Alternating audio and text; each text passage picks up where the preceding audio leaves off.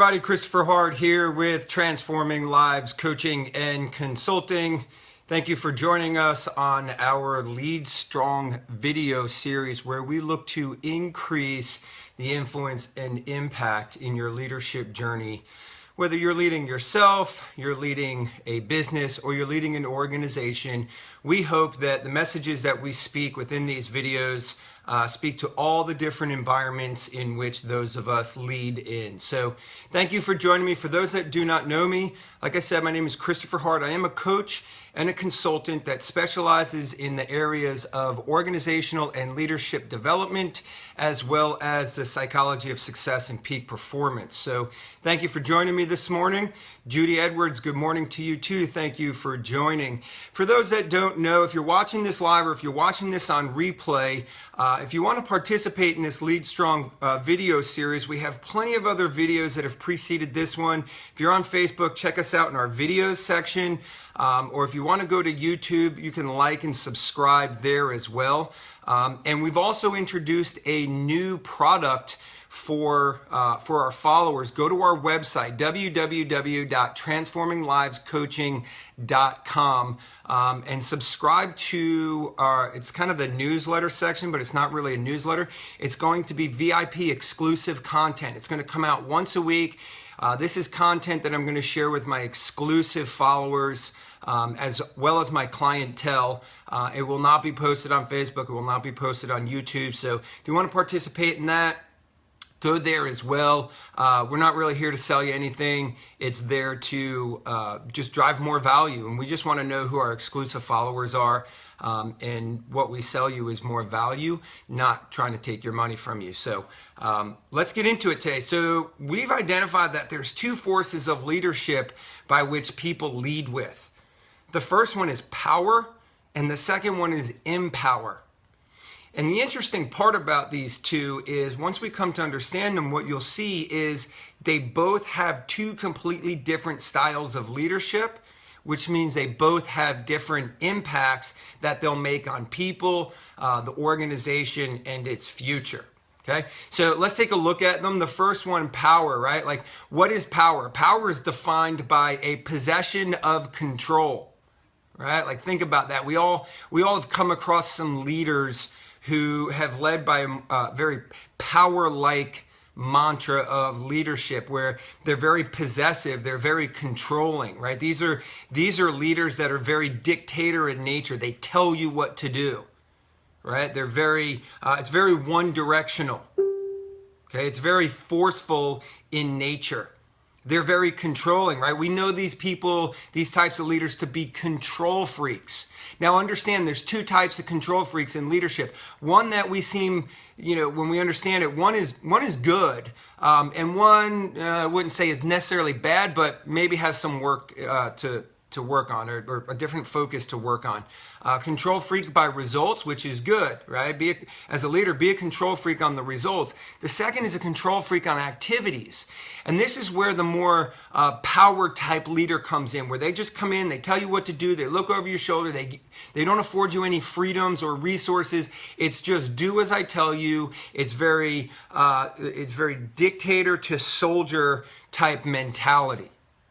And so their attitude, their personality, their leadership personality is one of forceful in nature. It's very assertive, it's very dictator-like, it's very telling in nature.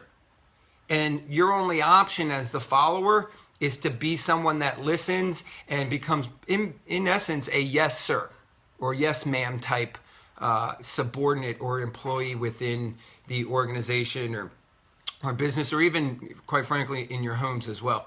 So when we look at power, this leader tends to show up, what we find, due to insecurities, right? People that lead by power, what they lack are two things: resources to be influential, or the second one, confidence.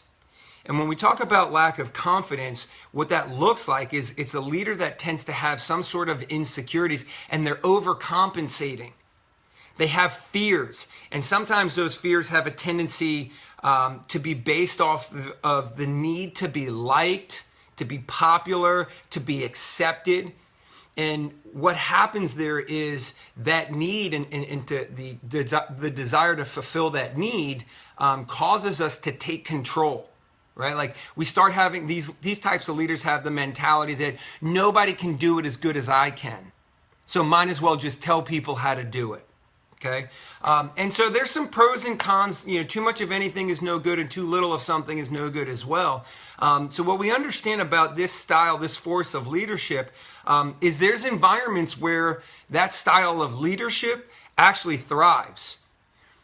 Military is one of them. Law enforcement, any sort of environment where it tends to be life or death per se. And where things need to happen relatively quickly, and it tends to happen in a very reactionary mindset. So understand this type of force of leader, the powerful force of leader, is not necessarily a bad thing. What we come to know about higher level consciousness understanding is nothing is either good or bad until it's good or bad. Okay?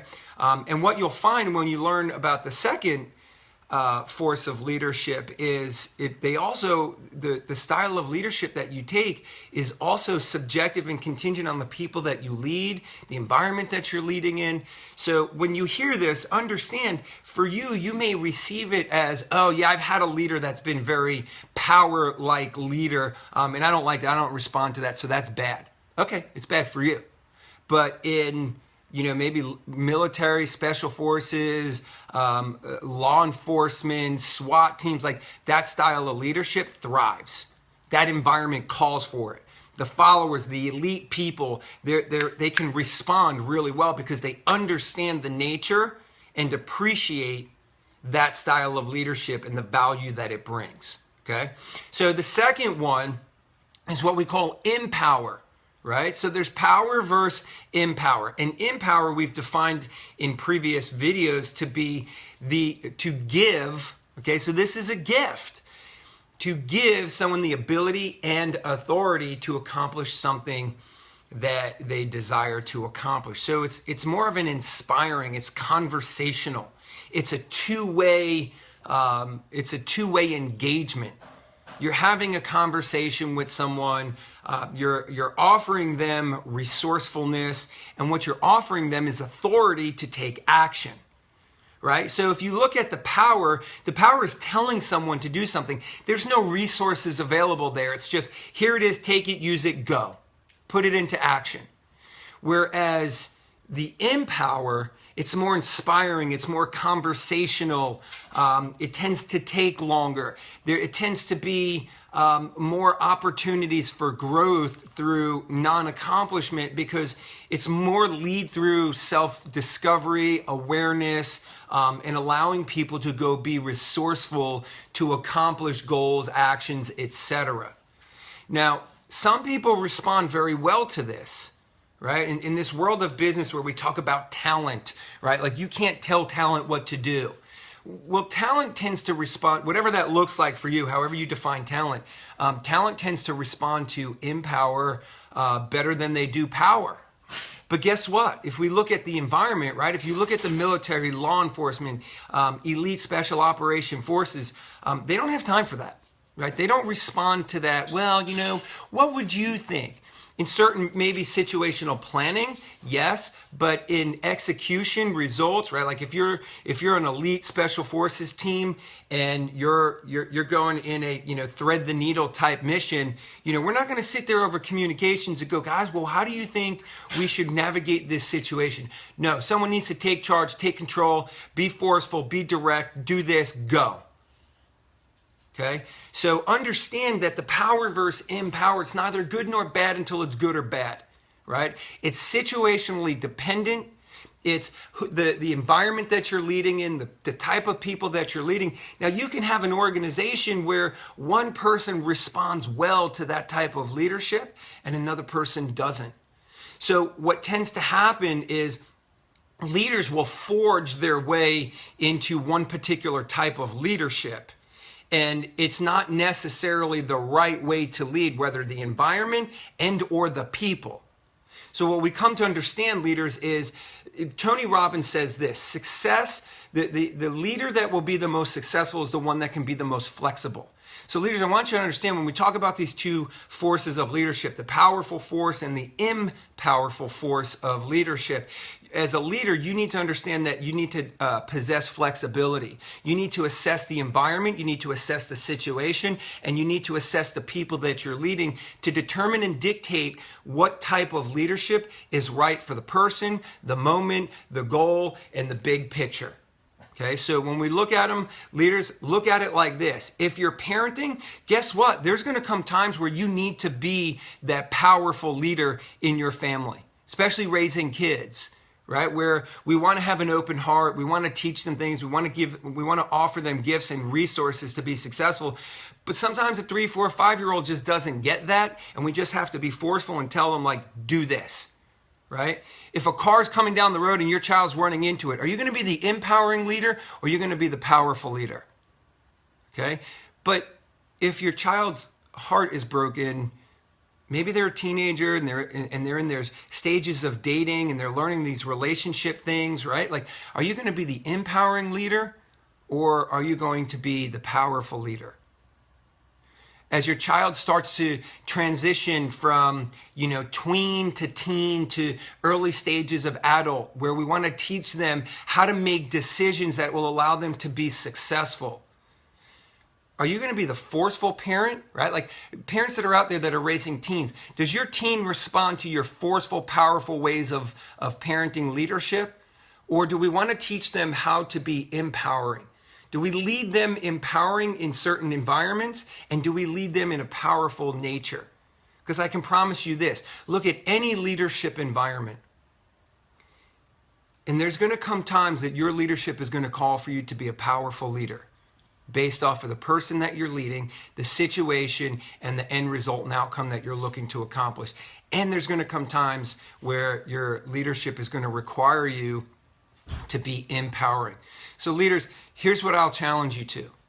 Hone both of those skills because they're going to show up in the environments that you lead in. Learn to understand how and when the powerful type leader shows up and when it's appropriate to lead in that respect. Brian Fulton says, my teens are always involved in a power struggle. Absolutely, they're coming into their own, Brian.